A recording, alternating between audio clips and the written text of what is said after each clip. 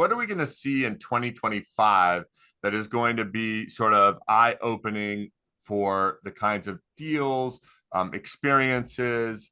Could be anything from consolidation, rise of new formats. What are the big things that you're looking to see happen next year? Actually, going to start this with Pete, and maybe you can kind of lean into a little bit of your planning and your, Play Anywhere's plans for 2025. What do you think is the next big step for you guys you're going to hit in 2025? I'll give you an example. Jennifer runs an amazing conference in LA, Park Associates. It's next week. So if no one's going, you got to go. It's a great conference. And I was on a panel with a woman from QVC, and never in my wildest dreams would I have thought that they would have bought pickleball to distribute pickleball on QVC. So that's almost like taking a jacket and inverting it. You would never think that you would see live pickleball on a QVC channel. So I think everybody is trying to figure out new revenue streams and where that goes.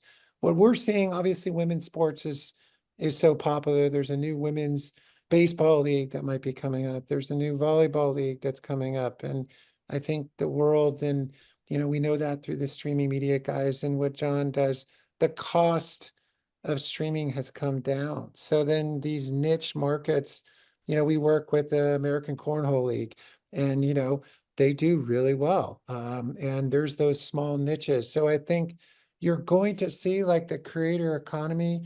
I think more and more niche content that's coming up. There's this saying, mid-level influencers with 200,000 followers or less, advertisers are going to them because they're driving, that impression to performance marketing.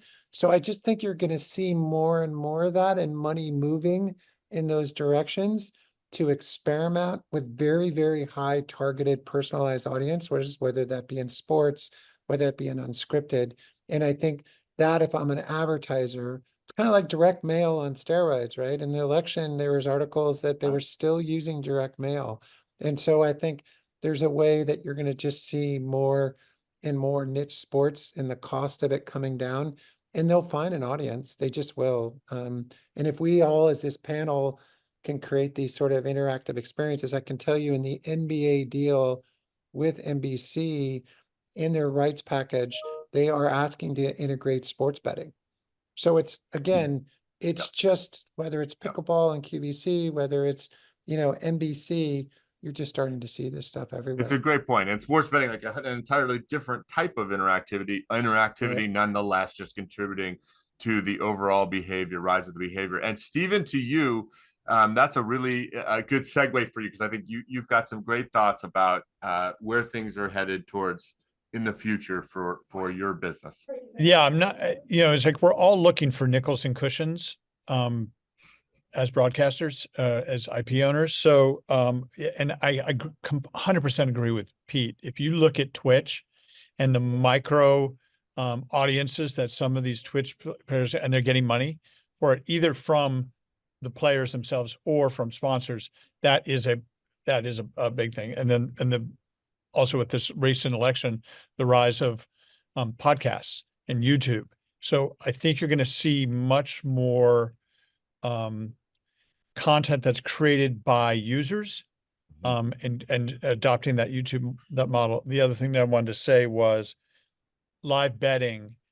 Don't go necessarily with betting traditional casino, but look at the sweepstakes betting. That's going to be an explosive growth in the next few years. And it's going to be, if 79% of the viewers have a second screen in their hands while they're watching game shows or they're watching news, you're going to see an explosion of that.